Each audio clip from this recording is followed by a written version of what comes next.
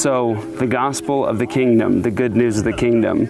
If you read 1 Corinthians 15, Paul gives the message of the gospel, what Christ has done, the good news of Christ dying and being buried and raising from the dead according to the scriptures. But then he continues to describe in that text the story of the rule of Christ. He says from Psalm 110:1 that he must reign until he's put all his enemies under his feet, until they've all been made a footstool for his feet. And so that is the good news of the kingdom, this rule of the Messiah that's coming into the world, where God is going to put the world right again. In Isaiah chapter 2, there's the story of the nations streaming up to the mountain of God. Isaiah 9, the promise is that El Gibor was coming, the Father of eternity. There would be an increase of his government and of peace, and there would be no end. The zeal of the Lord of hosts would accomplish this. There was this good news that the Messiah was coming, yes, for salvation and forgiveness. Psalm 22, that all the families of the earth would return to worship God.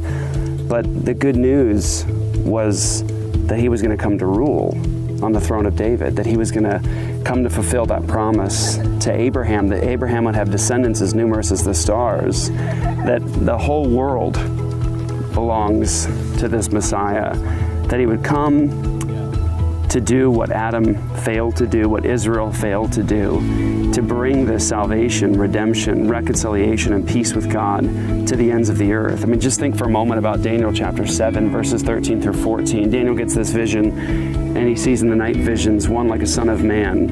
And he says that he comes up to the Ancient of Days and was presented before him, and to him was given dominion and glory and a kingdom that all the peoples, nations, and men of every language might serve him.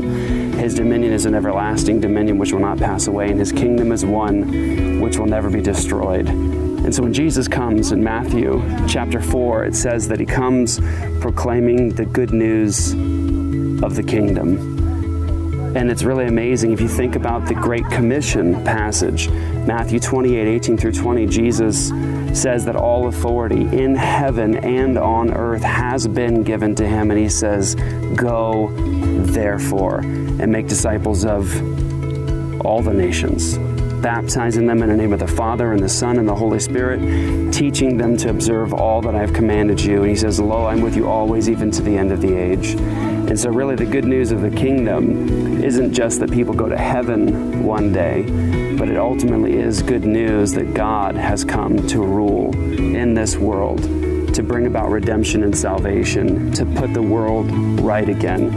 And that is good news, the good news of the kingdom.